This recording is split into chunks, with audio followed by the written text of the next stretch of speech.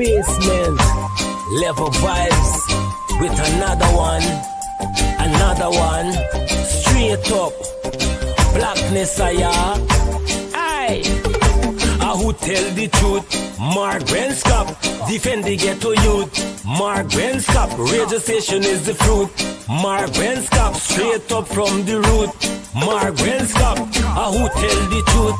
Mark Benskop, defend the ghetto youth. Mark Benskop, radio station is the fruit. Mark Benskop, straight up from the root. Mark Benskop, I do it for the love, him not do it for no money. Straight up, him attack, educating everybody. Big up my friends and big up my family. Turn on the radio, catch the vibes, it's integrity. Straight up, Benskop stands for unity. One people, one nation, one destiny. Free up the truth in the air, even the blind can see. The deaf can hear, the dumb can talk, the cripple can walk. Boom. Who tell the truth? Mark Benskop, defend the ghetto youth. Mark Benskop, radio station is the fruit. Mark Benskop, straight up from the root. Mark Benskop, who tell the truth? Mark Benskop, defend the ghetto youth. Mark Benskop, radio station is the fruit. Mark Benskop, straight up from the root. Mark Benskop, we have to gather round, grab a seat and sit down, pay attention. Education, liberation, we have to stand strong. Benskop upon the radio, lively up the program. Everybody call somebody and let them turn and tune and on the radio and catch the boom song. We boom it up already, we have to boom it up again. Expose and reveal him. Who tell the truth? Mark Benskop, defend the ghetto youth. Mark Benskop, radio station is the fruit. Mark Benskop, straight up from the root. Mark Benskop, who tell the truth? Mark Benskop, defend the ghetto youth. Mark Benskop, radio station is the fruit. Mark Benskop, straight up from the root. Mark Benskop, I do it for the love, him not do it for no money. Straight up, him attack, educating everybody. Big up my friends and big up my family. Turn on the radio, catch the vibes, it's integrity. Straight up, Benskop stands for unity. One people, one nation, one destiny. Free up the truth in the air, even the blind can see. The deaf can hear, the dumb can talk, the cripple can walk. Boom. Who tell the truth? Mark Benskop, defend the ghetto youth. Mark Benskop, radio station is the fruit. Mark Benskop, straight up from the root.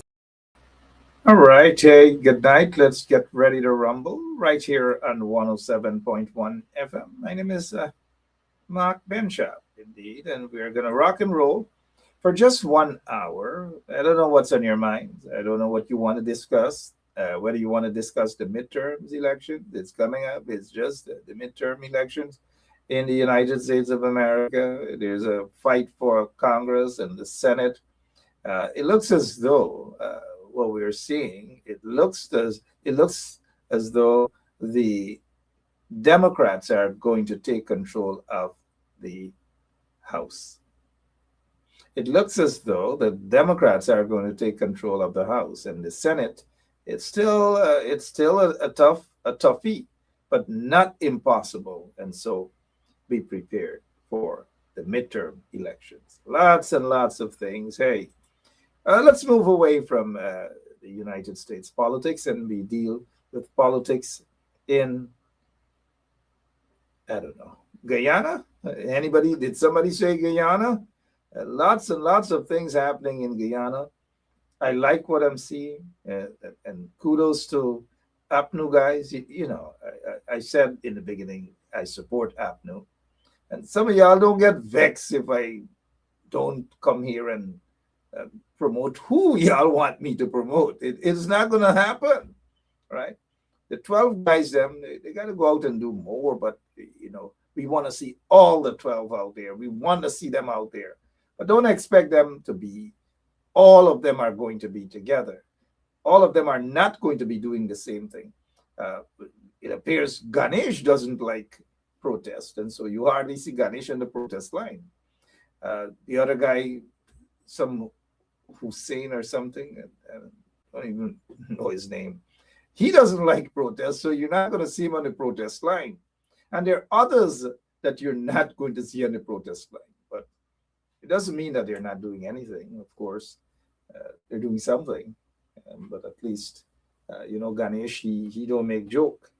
Uh, I think I don't know what the other guy is. Hussein, is it? Honestly, I don't. I don't. Hussein. Then there are others as well, right? There are others, but we need to see more of them. Every day we see the same set, a couple of them. Um, we see Saiku Andrews, we see Dr. Terrence Campbell, we see Dr. Um, Dexter Todd. We see them out there. And don't get me wrong, we see them every single day. And this is what I like. They're not collecting, what kind of things to say? Oh, Father, we start this program nice. And here comes somebody named Sonia Massey Cobb. Sonia, good night to you. Sonia, out of the blue, Sonia said, where is Ramjatan? Where is Ramjatan? And Sonia, I don't know where Ramjatan is, man. No, we don't know where Ramjatan is. Good night to you, Sonia. And then here comes another question from Brenda Casey. We just started. We want to focus. Brenda Casey talk about, are you growing a beard? We're talking about serious thing, and Brenda Casey's asking me if I'm growing a beard. What kind of thing is this here? Let me see some more comments there. Just so dry. Mark, are you growing a beard? No, I'm not growing a beard. No, I'm not. I'm growing a wig. Good night to Brenda Casey. Hey, y'all in easy, Last night, the other one, Sean Anthony Ben said that I get down a tight shot. Just come on the program, I get down a tight shot. He vex, he bombs raise, and he gone and complain. Paula Pollard, how are you tonight? Carl Miller, what's going on, man? All of you. We're a family here. We're a family from Melanie. We're a family from Linden. We're a family from Tiger Bay. We're a family from Alnis. We're a family from Philippi. We're all over. And it doesn't matter whether you grow a beard, you don't grow a beard. It doesn't matter what. It just doesn't matter. Good night to all of you. Again, my name is Mark Benchap, and welcome to Straight Up. We have lots and lots of things to talk about. Tonight, I want to, last evening, I didn't get a chance to talk about fish. And those of you who like fish, good night again. Welcome to Straight Up. My name is Mark Benchap. So the Minister of Agriculture, he now wants to tell people that the fish, you could go out and you could eat fish. Sorry about that little wati and up and down. But that is what the Kunumunu Minister of Agriculture is saying. Because people don't want to eat fish anymore in Guyana. People don't want to eat fish anymore. And sometimes, even if you take a chance with a little cow, a little beef, you don't even know where it's coming from as well. All manner of things. Sometimes them guys just mix other meat with the beef and give it to you. So now the issue is now the fish. How many of you have gone to the market and purchased some fish? How many of you? Hazel Johnson, you look like a vegetarian. Joylyn Cotton. Joylyn look like she just eat plantain chips alone. Raquel Gentle. Probably when last Raquel cook a pot. Buying Chinese every day. Right, good night to all of you again. So how many of you are going to take a chance to go and buy some fish in the market?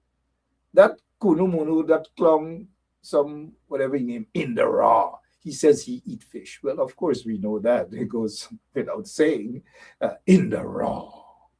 He's telling people, go out and eat the fish. He just don't worry with them. Just go the other way. Eat beef or something like that. So whatever these vagabonds in the PPP regime tell you to do the opposite. If they say run, walk. If they say walk, run. If they say eat the fish, run. Don't worry with them. But to each his own, right? I know a lot of fishermen and women out there. It's their daily bread, and that's a fact. People have a right. People have a choice to whether to buy and eat it or just don't buy at all. Now, I'm not on this program, and sorry I have to say it in that sort of voice.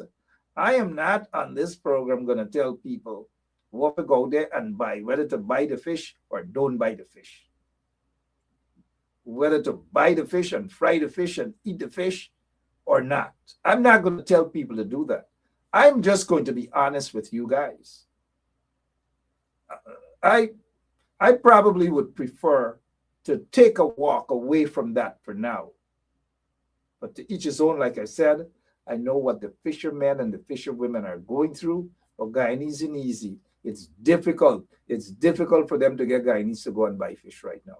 It's difficult. That's the reality. That's just what it is. We can't run away from that, guys. We just can't. We cannot run away from that.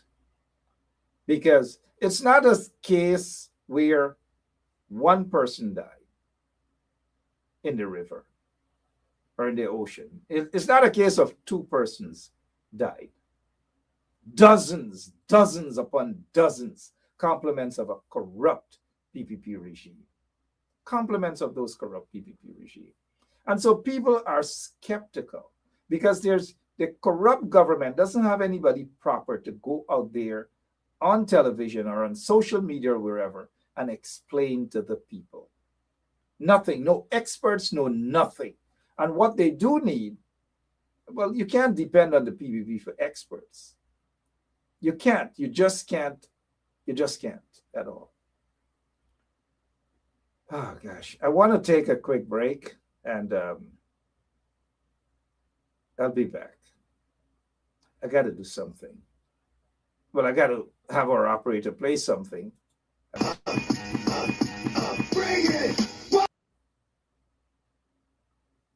Ladies and gentlemen, what the PPP is doing is they are putting the kunumunus out there. The very people who used to call others in the PPP house slaves are now vexed that they are being labeled as house slaves. I don't know.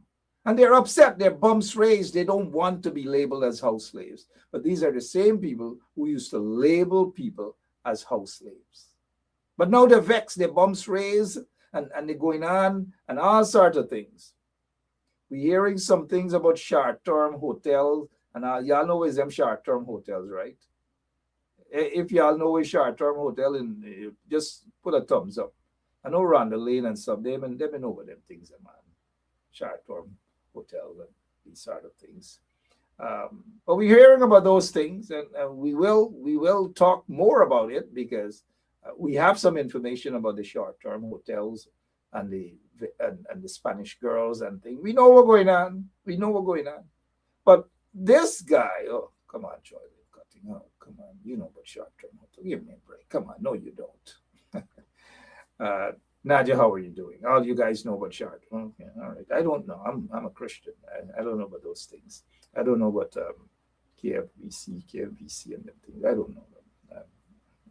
I'm a good guy, by the way. So they're upset because they're being described as house slaves. You check these same people who are being described as house slaves are now upset. They are upset that they're being described as house slaves. But these very people, when they were in the PNC, they used to call people house slaves not so long ago. But you tell me, if they're now being described as house slaves, how come? Why the vex? Why are they vexed? Why are they vexed? I don't know. The other guy who appreciated being called house slave, because he got a different definition for house slave, is we don't see him now. Some guy named Hamilton. I don't know if you guys know him, Hamilton. Hamilton. Some guy named Hamilton. He used to be, he was Minister of Labor, something like that. We don't see him anymore. What happened? He bums gone down. He can't even walk properly or when we don't see him anymore. Hamilton. Joseph Hamilton. Yeah, that clown. All right. So how many of you know what Dr. Terrence Campbell did today? Well, those APNU guys were out there, man. I'm going to say this again to you guys. I like the fight that I'm seeing. I like the energy that I'm seeing. And beyond that, I just love the energy that I'm seeing.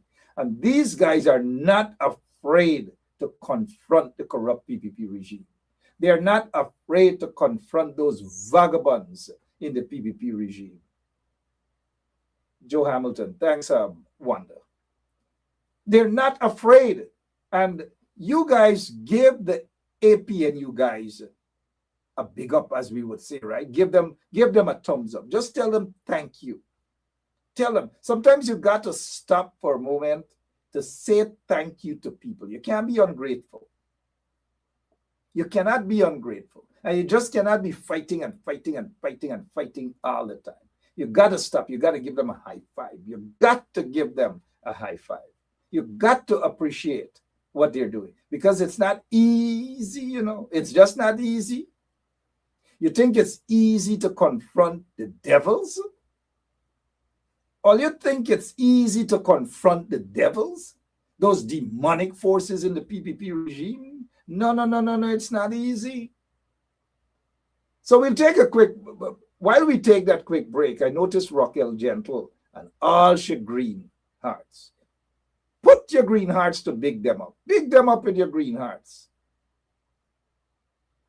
Don't mess around with no other thing, you know. Big them up with your green hearts. And we'll be right back with more of Straight Up right here on 107.1 FM. We'll be right back. But let's take a listen to this.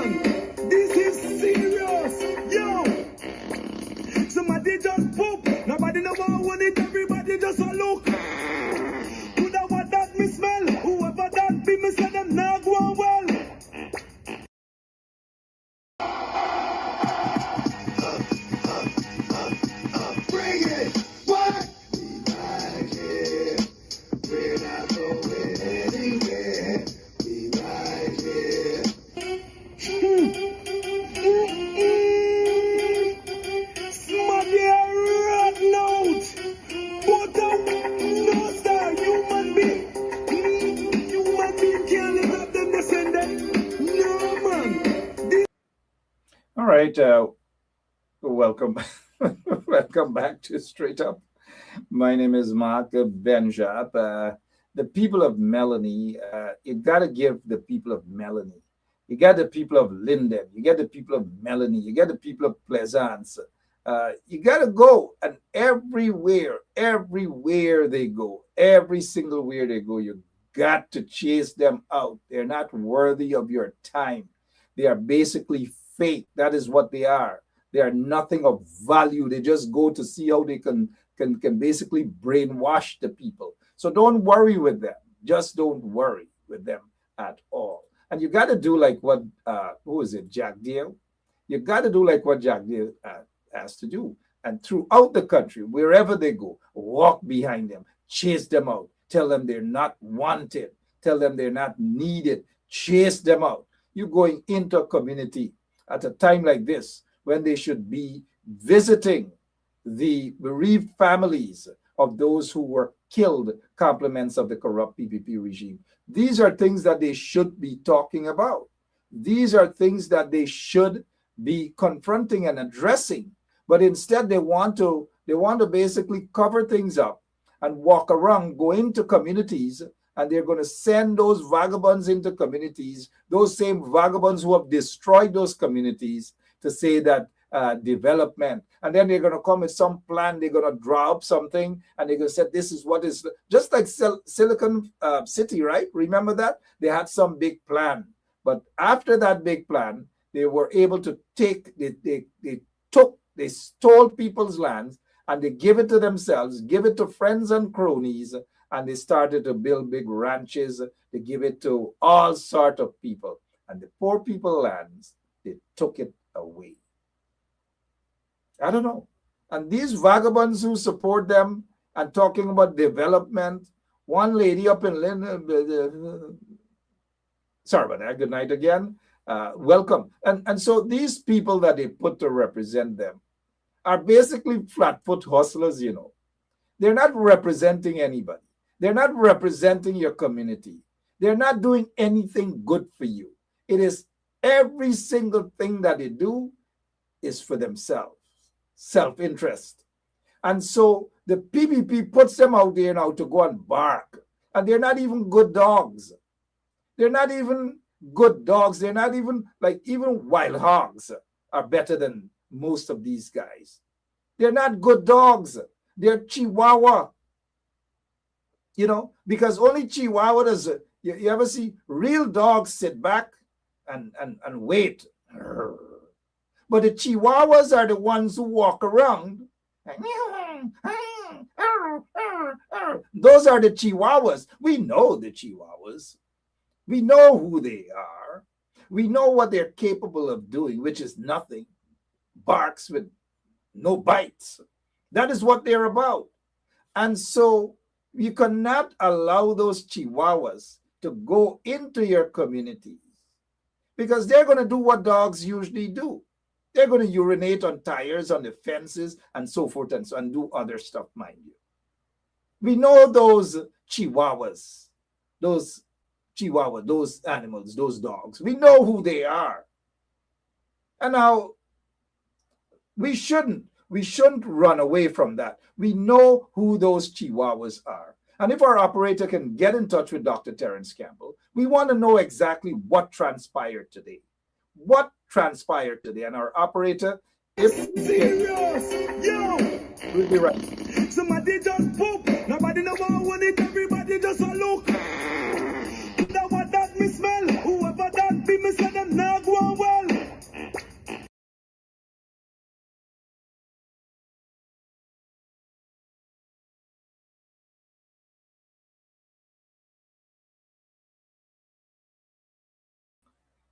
So we promised you guys, and this is what we did. We went all the way in Melanie. And a lot of the people, lots and lots of people in Melanie are proud of what the MPs did today. They are very proud. They're cleaning up the garbage out in Melanie. Melanie doesn't want garbage. And we are glad that the APNU, the MPs, and the others who were out there in full force Our operator, let us know if we have Dr. Terrence Campbell with us. Good night. Are you there? Hi, Mark. How are you doing? Thank you so much. I don't think if Mike Tyson, if you go in the ring with Mike Tyson, I don't think Mike Tyson can handle you now. I don't think the late Muhammad Ali could have sting you like a butterfly. No.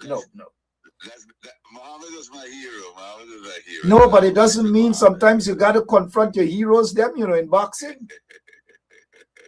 And nobody knew that you had so much skills, boxing skills and so forth. You did an uppercut. You did whatever other to the jaw. You did, oh man. But outside of that, what was the mood like of the people on the ground there in Melanie as you guys protested what the PPP was trying to do there, sir? Let's talk about that first. So Mark, first of all, Melanie is important. It's important in the context of the Barima tragedy because the captain of that ship, Kevin Price, is from Melanie. And we know that the PPP has unjustly impose murder charges on Kevin. And I want to, for the benefit of your audience, I want to lay out briefly before we actually talk about what happened on the ground.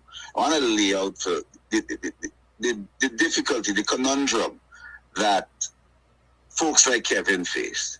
Here he is, he's the captain of the Barima. The ship is not seaworthy. The ship leaks. The ship doesn't have a bilge pump. For the benefit of the listeners, bilge pump is the pump that would pump water out if it gets into the boat. It doesn't have a functioning bilge pump and so on. Now they're loading extra cargo onto the ship. When Kevin gets a call from a minister or from a senior official and says, you have to do this, right? He has a choice. He could say no, and it means he fired and he gone home. Or he will say yes, because he has responsibilities. And we generally know that this is the case. But Mark, let me tell you something. One of the things that I discovered there today on the ground is Kevin's mother. I don't know if you saw the video. She's on one of the videos, probably on one of my lives. Yeah, I did see her. She broke down in tears. I think she is in tears. And she spoke to us. She is currently undergoing treatment for cancer. And Kevin is her support. Kevin is the one taking care of her, taking her for treatment and so on. So imagine Kevin is locked in this position. You have a government, a corrupt government, a dictatorship that will call you to tell you, you got to take this boat, you got to put this on your boat and so on.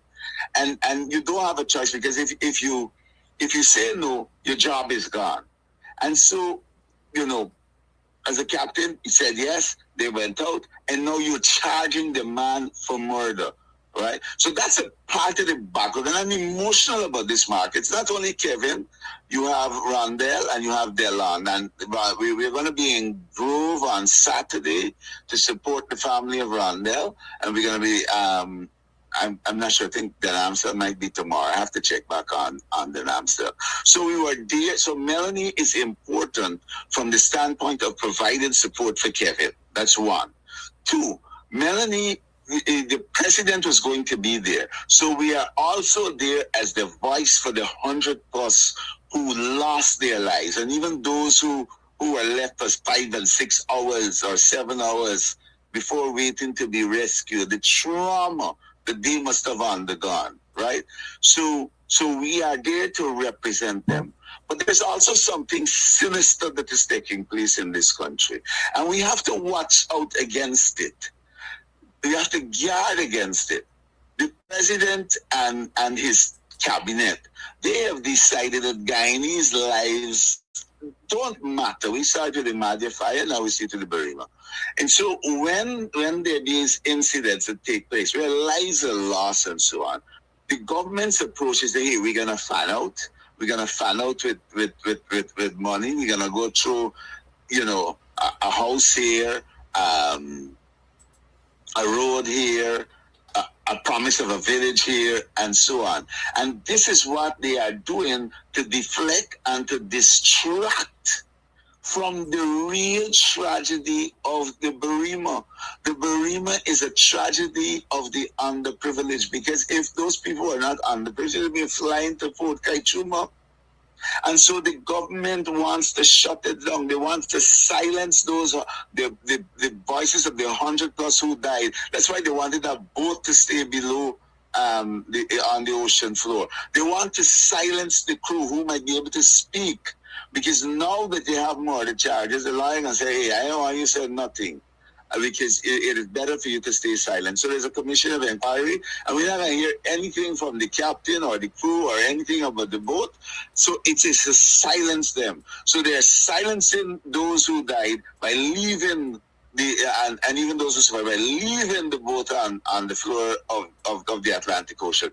They are silencing the crew with murder charges, and now they want to silence the Guyanese people with corrupt money, by bringing this money, this blood money, and saying, oh, we're going to do this for you and did this for you, straight across the country, running all over to silence people. And so, Mark, we are standing up there, and we are saying, no, we will speak. We will speak for those who lost their lives. We will speak, and we will support those who survived.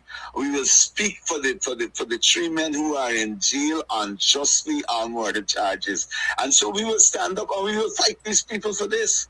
And I want people to know, they got some foolish people say, oh man, you know, that is not the way to handle this thing. Listen, Mark, this is a wicked, evil dictatorship, and we have got to stand up and fight them. There's nothing else that they understand. Nothing else that they This is not a time for lofty rhetoric with this government. This is a time to stand up and to fight them. That's why we were out there. A time to stand up and a time to fight, and we appreciate that. The scores of people who are watching, who are listening, appreciate the fight that you guys are carrying to them. And let me ask you this, though. The PPP obviously seem to be ignoring the call for Edgil to go. What is your take on that, please? Well, look, first of all, let's start with the Burima. They wanted to leave it on the ocean floor, and the pressure, bus pipe, and now they have agreed to raise it. But we must watch that, because, Mark, it's not, there's so many things that we have heard that we want verified. And we will have to invest in resources to make sure, because they are, remember, this is not a closed boat. So we are hearing about excavators, we're hearing about generators, we're hearing about all kinds of things that were loaded, that would have overloaded the boat. So even in bringing it up, even in bringing the boat itself up, a lot of evidence might be left on the seabed. And I think that part of the recovery effort should be to recover everything. And secondly, if they don't recover everything, then maybe we in the opposition will have to take steps to go out there. And you and I are in a group where I saw someone posting about the kind of an underwater drone that can go, and even in dark, murky waters, you know, highlight what is there. And these are some things that we're going to have to look at if they don't bring everything up. So, but I want to point out that we have had a victory in the sense that the government has agreed to float the Burima. Now, we have got to keep the pressure. This is the same Edgil, Mark, called for the resignation of David Patterson. David Patterson never had a single life lost when he was minister in a fashion like this. Edgil has 100+ lives. This man speaks with a forked tongue. This man says that David Patterson should have resigned, and now with 100 lives lost, he is not willing to follow his own advice. But we will have to keep the pressure. Pressure is bus pipe, Mark. We have to keep the pressure, and they will have to let Edgil go. Edgil has to go home. There's ministerial culpability here for this Burima tragedy, and Edgil must go home. You know, with this that we're seeing here now, over 100+ lives in the hands of the corrupt PPP regime. They're the reason that happened. And I agree with you, and scores of people agree with you as well, that this whole charge to rush to fabricate these 72 or 73 murder charges against these individuals is just basically to divert attention from them. They're the ones, meaning those corrupt individuals in the PPP regime, whether it's Edgil, whomever it is, they're the ones who need to be charged. They're the ones who should be in jail, not these three guys. But someone has to be held accountable. Culpability. Absolutely. That's why I use the word culpability for Edgil. And let us not forget, Mark, and we have the videos of it, where Edgil came out. Now imagine, in I don't know how many countries, listen, Edgil came out, such a massive tragedy, and spoke strongly. The Barima was in perfect working condition, and it was not overloaded. This guy, you are the minister, and you come out and you put out such a strong statement, and it turns out that you were completely wrong, that it was not working perfectly, that it was only operating on one engine, that they were unmanifested passengers, and I bet my bottom dollar unmanifested cargo. You come out and you mislead a nation, then you fall on your sword. But there is no accountability in this PPP government. It is the most inhumane government, and there is absolutely no accountability for anything. No accountability for taxpayers' money, no accountability for the tragedies that happen on their watch, no accountability for anything, Mark. If they had accountability, Edgil will fall on his sword for having misled the nation. Well, seems to be a man in dressed up in robes and so forth, seem to always be falling on his sword. Lots of people out in Linden are well aware of that. But moving away from that as well, let me ask you this as it pertains to the Commission of Inquiry and the opposition's APNU position on these members of the commission, sir. Well, first of all, our own position, we are concerned that this is a Commission of Inquiry totally handpicked by the president, right? And a number of people have raised concerns about different commissioners. The guy Fuda, I think is his name. There's a commissioner from Trinidad, Nairi Alfonso, is it? Yeah. I don't remember all the names offhand, who is connected, seems to have had a connection with Minister Kioma Griffith. And then I want to take a little look at the secretary. Right, the 2020, I think it was the Election Commission of Inquiry into the election. The Madhya Commission of Inquiry. There was a 2020 commission, the Madhya Commission, and now this one. So, Mark, today I went down to 217 South Road, right? 217 South Road is the chambers of Mohabir Anil Nandalal. And my information suggests that the building is owned by Mohabir Anil Nandalal. And you know where Shadiq's office is? Oh, the late 217 South Road. Now, he doesn't work out of Nandalal's office directly, but he's a tenant in that building. And so the connections seem, and Nandalal is going to come out and say, oh, anybody could be in my office. But this connection seems a little too close. One man, this is the only man you could get to be secretary for all the commissions of inquiry. And coincidentally, this man seems to be a tenant of yours. I mean, on the face of it, there seems to be some conflict of interest going on there. And so it leads, now the terms of reference, and we don't have the time to go into all of them, but it's not as broad as we would have hoped that it would be. And so you start to worry whether we're not in for a fix with this Commission of Inquiry as it is. And let me say to you, Mark, if you remember, I had filed, and then subsequently Win Party had filed they had Win and for Guyana had filed for maritime inquiry. I had filed for a commission of inquiry to be discussed as a definite matter of urgent public importance in Parliament. And what the president did once those two motions were filed the Friday, he came out Saturday morning and he announced the commission of inquiry. And then by the Sunday morning, he announced the commissioners.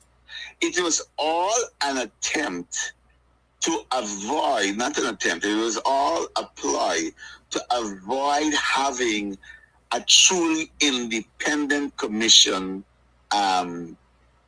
debate on an independent commission take place in Parliament. And for that then to maybe, and to attract the public's attention. So, because remember, even though we would have had the debate, they could still have a majority, so they will still have, the speaker like to say the opposition will have its say and the government will have its way. But there would have been a debate, at least, which the public would have followed about what was necessary, terms of reference. Everybody would have been more educated and more informed on the direction that the Commission of Inquiry should go. The president did not want that. And so they moved very, very quickly, the very next morning, right, to avoid that debate by announcing the commission, and by the Sunday by announcing the commissioners, right? So it is clear. You ain't got to go to high school, Mark. You ain't even got to go to primary school. You ain't even got to go to kindergarten. Pre-K alone will tell you that the government's goal is to try to shut down an independent inquiry into the Berrima tragedy by unilaterally choosing all of the commissioners and by having a secretary who apparently is the only person could be secretary of commissions in Guyana now, of commissions of inquiry in Guyana, and who seems to have some connection, at least even at minimal, as a tenant of Anil Nandalal. There might be more. And to have commissioners who seem to be connected to the government or connected to government ministers. So I am not hopeful about the, clearly there are threats to the independence of this commission. And once there are threats to the independence of the commission, then there are threats to a truly objective report coming out of the commission. Obviously, that's a threat right now. Nobody really believes that the commission of inquiry, they are going to come out with anything that makes sense other than to just cover up the crimes of the corrupt PPP regime. But let's get back to the mother of Kevin Price. I know and if she's watching tonight or some family members, please let her know that our prayers are with her. She's undergoing, I believe, chemotherapy, chemo for cancer. She said it publicly. She didn't say whether it was chemo. She said chemo or radiation. Yeah. She said she was undergoing therapy. I wasn't sure which one. So we have to pray for his mother at this time. But how is she feeling? You guys were there with her today. Talk a little bit about that again.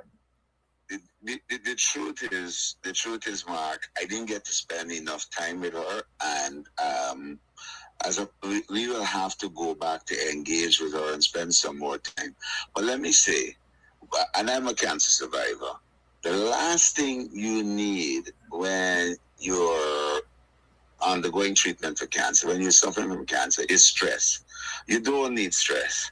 And Mark, let us for a moment just think about this woman undergoing treatment for cancer and at the same time having to deal with the unfair and unjust situation of your son being locked up for murder. That's not a pretty situation at all. A son on who you depend on to take care of you financially, and a son who has been there taking care of you during the course of your treatment, including providing transportation, taking you down for your therapy, and so on. So I did not get to spend enough time with her because we were in the throes of the protest, but obviously her situation is not an easy one. And so, she deserves our thoughts, our prayers, and our support. Thank you so much, and prayers indeed from all of us here at 107.1, and I'm sure most of those folks who are listening and watching us right now, um, our prayers are with you, the mother of Kevin Price, and our prayers are with uh, families and relatives of the others as well. But let me ask you, you said that you guys, meaning APNU and um, the brave soldiers that we have seen there today and many other days, but today was really, really a good day. When are you guys planning to be where next? That's where Rondell Roberts lives. Right. So Rondell Roberts is from Grove. Okay. He lived at Grove with his wife and I think 2 kids. And so we are going to be in Grove at 4:30 p.m. on Saturday. Okay, good. So 4:30 p.m. on Saturday, guys. Yeah. It's 4:30 in the We're gonna be afternoon. in Go Grove. out in your numbers, and you've got to rally around for this good cause. And we appreciate all that you guys are doing, Dr. Blackman, um, Dr. Campbell. Sorry, you look at some member in the audience by the name of Blackman, but sorry about that, Dr. Campbell. Uh, can you a lot of other things? I know we can talk about other things, but there's another time for all of that. But what's going on at GCOM? Everybody forgot about GCOM. Voters registration. The list is bloated. Claudette Singh is still there. And all what's going on at GCOM? That you raise a very valid concern, but Mark, because we need, and you forgot biometrics, because we need to get biometrics. We need to get a clean voters list. Claudette Singh has been holding up GCOM by not recognizing discussions at GCOM by not recognizing the current opposition commissioners. There's an issue that's being discussed there. And the truth is, we have to remove the PPP come 2030. And addressing the issues at GCOM are important. But the last couple, Mark, we've gone from Farmgate to Colgate to Barima, and there's always some tragedy, some crisis, something with this PPP government, almost weekly at minimum, that is really consuming our attention. Because the president is probably happy because the Barima tragedy took place, because it's taken attention off of the Farmgate situation, but which is a situation that we still have to deal with. But what the point you raise about GCOM is important, and as an opposition, we've got to address that issue and advance plans, because we're only 4 years away from the next election, and we will need a clean voters list and biometrics, amongst other things, in order to drag the PPP out of office, and that must happen. It must happen indeed. You guys, please don't forget about GCOM. Claudette Singh is still there, apparently. Yeah. The perception is she's doing lots and lots of mischief of the PPP. But let's go to Lyndon as we wrap up tonight's program. The people are not getting quality water. Electricity, blackout every single day, sometimes for hours. But yet, the corrupt PPP regime would give the impression that there is as they would say, development in Lyndon. Talk to us briefly about that. So let me say this: the situation with water. I saw a picture, either picture or video from Silvertongue, with the quality of water. I know for sure, because I've been in this business for a very long time, that Lyndon uses, and in fact, Commodore B. Norton spoke about alum today at the 41st anniversary of the passing of Lyndon Forbes Sampson Burnham. He did raise the issue of alum, which is something we had actually discussed only yesterday, but he raised it this morning. the reason, one of the big reasons, and this the fastest growing economy in the Western Hemisphere, or the world rather, this government over a number of years, and this has been going on like the last 10, 15 years, and I do not know who currently has the contract to supply aluminum sulfate, but I know that contract has been given to cronies before.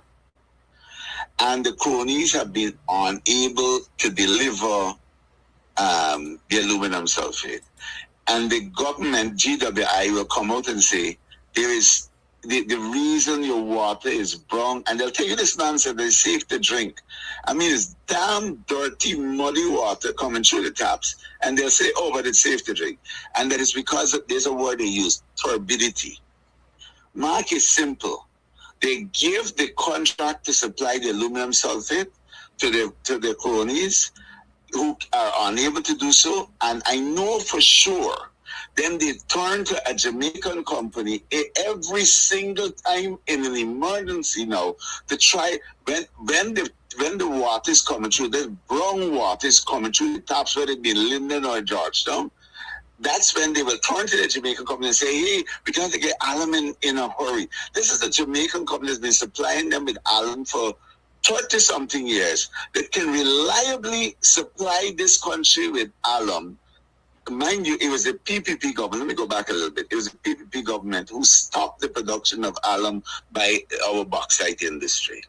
But anyway, for 30-something years, the Jamaicans have been supplying us with alum, good quality alum, but they will every single year, because of corruption, Mark, they will turn and give the contract to some crony, and then the cronies are unable to deliver, and you get this brown coffee coming through your taps, and they claim that it's turbidity and so on. It is, listen, the reason the people in Silvertown getting that brown thing coming through the taps is corruption. Plain and simple. I said it tonight. And I have evidence that if they want me to go down the road, and they know that I have the evidence, that I can prove it, that is that they didn't have the alum. Well, you know, Dr. Campbell, as we prepare to close off tonight, if you have the evidence, don't hold on to it. Let the people see, because the people's lives are in danger right now. Don't hold on to the evidence in your pocket, sir. Your closing remarks. The problem though, is that evidence I have because of representing international business interests, and it's not always that I can pull something from a business interest. Evidence falling on the streets of Georgetown and all these sort of things. Your closing remarks, please, sir. Yeah. But no, I want to your listeners, I want to say, let us not. We have a way in Guyana when something happens. We're riled up about it, and then we allow it to die. It cannot be business as usual in the greatest tragedy in Guyana's recent history. It cannot be business as usual. We have got to keep up the fight. Too many people seem to want to return to the daily routines. This must not be allowed to. We must keep up the fight. We must have justice for those who died. We must have justice for those who had to cling to rafts and so on out in the ocean. And we must have justice for the 3 men who are locked up on murder charges, unjust murder charges, when culpability really rises much higher than the captain of that vessel. And so I'm encouraging you to come out and join us in the support, the protests. The protests are peaceful.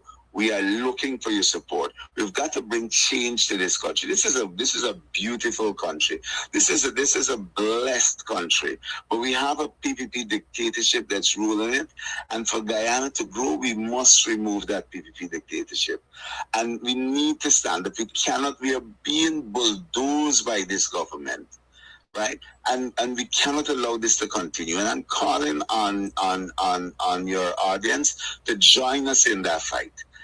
Don't just be. This is not This is not a spectator sport. We just don't want you in the stands. We want you to come down on the field and to play.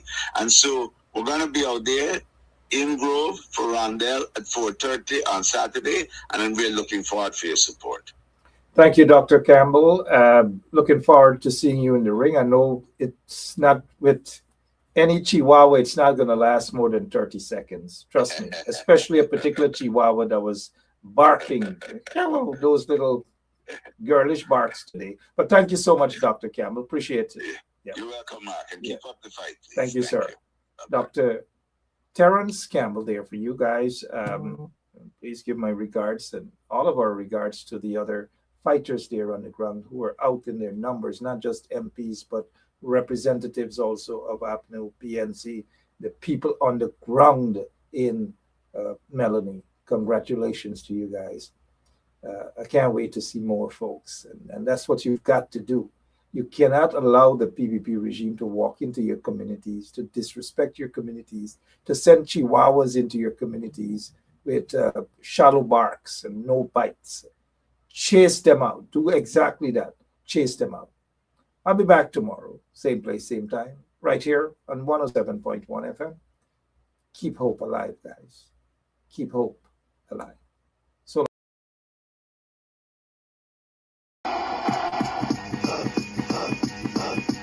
bring it. What? We right here. We're not going anywhere. We right. You know, we cannot just close off just like that. 41 years ago, I was a little boy when we heard on the radio that the president of the Cooperative Republic of Guyana, Lyndon Forbes Sampson Burnham, died, passed away. It was sometime, I know the sun was up, maybe around 12 o'clock, I can't recall. Like I said, I believe it's 41 years now. 41 years now, and the PPP still finding something to cuss Burnham about, even though for 23 plus the years they're in office now, they have destroyed that country. 41 years ago, and his legacy is still alive. His legacy is still alive. 41 years ago, the foundation was built, and these kunumunus, these criminals in the PPP regime, are enjoying the benefits of that fruit, enjoying the benefits of his vision, whether it's food, food, clothes, and house the nation. They're enjoying it. Free education from nursery to university. But what you get under the PPP regime is halfway homes, poor houses, those short-term hotels you run in and you run out back. Running quick, run out back. That's all you get for the corrupt PPP regime. You get frustration. You get the ferry going down with over 100 persons inside. You get mad, you're fired. That's the legacy of the PPP regime. Destruction. That is what it is for them. And so for tonight, we salute, and as we remember, President Lyndon Forbes Sampson Burnham, we salute him because the foundation was built and it is still there. Not just Kanji Bridge, not just Linden Soosdijk Highway, the Demerara Harbor Bridge, education, nursery to university, free. But the corrupt PPP regime stopped it in 1996 or 95. They stopped it. For 23 years, they deprived young people of a university level education for free. And some of them under the PPP regime, they enjoyed that, compliments of Burnham. And so we salute. On this day, 41 years ago, he passed away, Lyndon Forbes Sampson Burnham. God bless you all. Have a good night. I just thought I'd return for that. Take care. See you tomorrow night. I can't take it no more. I can't take it no more. Can't take it no more. Imagine 18 hours of blackout and you're telling people progress. Cost of living gone up 100%, yet you give public servant less. Mr. President, listen to the people. Search your soul and you will confess. I want you try surviving on the public base, then you're gonna know but stress. Cause I done fed up, you done fed up, he done fed up, she done fed up, we done fed up, the people fed up. You're hiding corruption inside the cup, look how we go set up. The people fed up.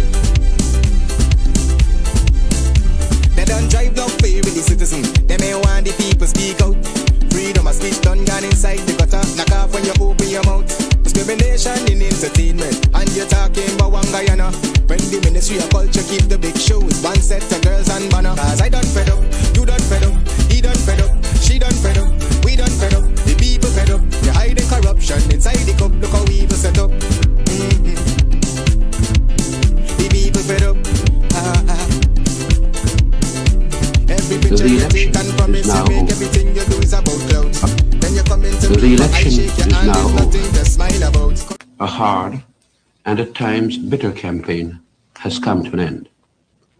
On the results, the People's National Congress, in the interests of peace and stability in Guyana, has agreed with the support of the United Force to form the government. One of the more serious tasks facing us at this moment is the attainment of independence at the earliest point of time. One of the disturbing features of the election, which we have noted, is the apparent cleavage existing in our society, brought about by colonialism and 7 years of mismanagement and misrule.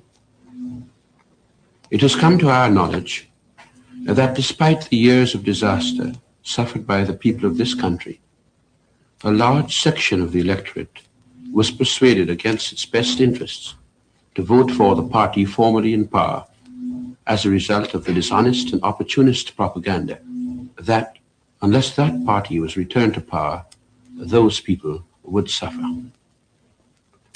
The new government, headed by me, intends to show by its actions in the immediate future, and indeed throughout its term of office, that this is not true.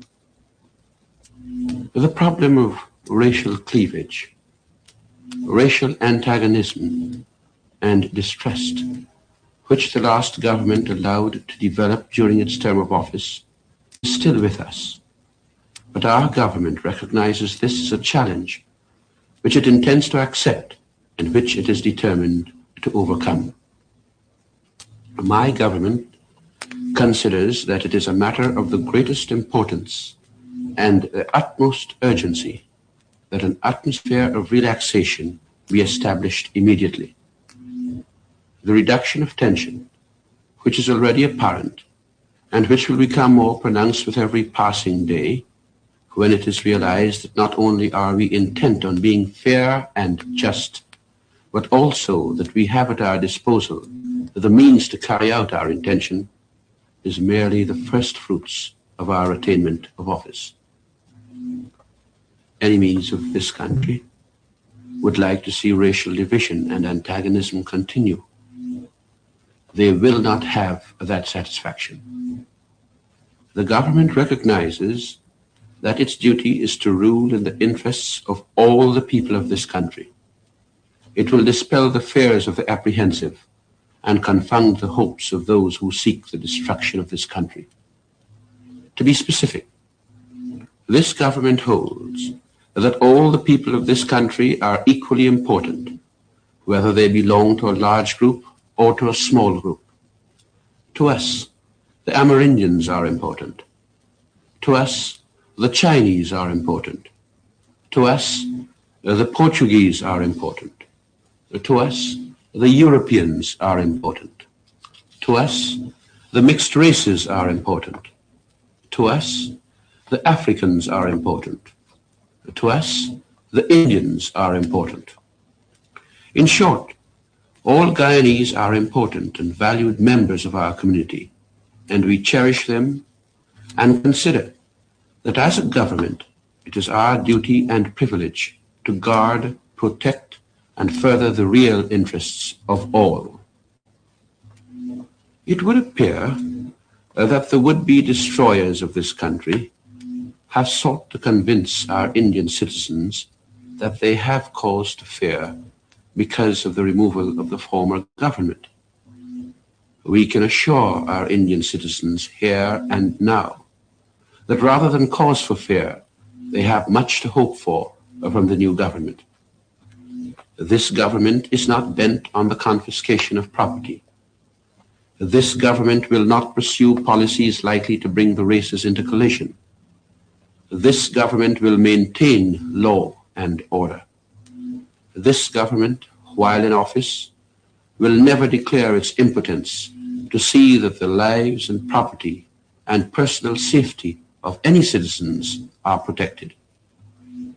We are fully aware that attempts will be made in the future, as in the past, to create disturbances. All of us know who are likely to create disturbances and who think that they have some benefit to be derived from chaos and violence.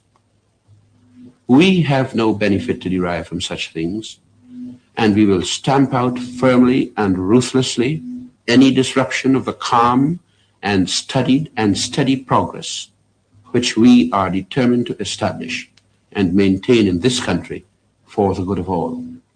We ask for time, patience, understanding. The damage done over the last 7 years cannot be repaired in a day. We cannot and will not condone and accept the nepotism and corruption of the past 7 years. Changes are necessary, and changes will be made. But no one who is honest and possessed of ability need have the least apprehension. The results of the election and the formation of our government are not to be considered a victory for one party, but a triumph for the whole Guyanese people. There is nothing to gloat over. Nobody is pantap. But all of us are, I am sure, sobered by the realization of how near we came to having our country destroyed, and how arduous were our endeavors to give this country the chance to live, to breathe, to survive. It has been reported to me that some established organizations have made representations to the British government about Guyanese affairs.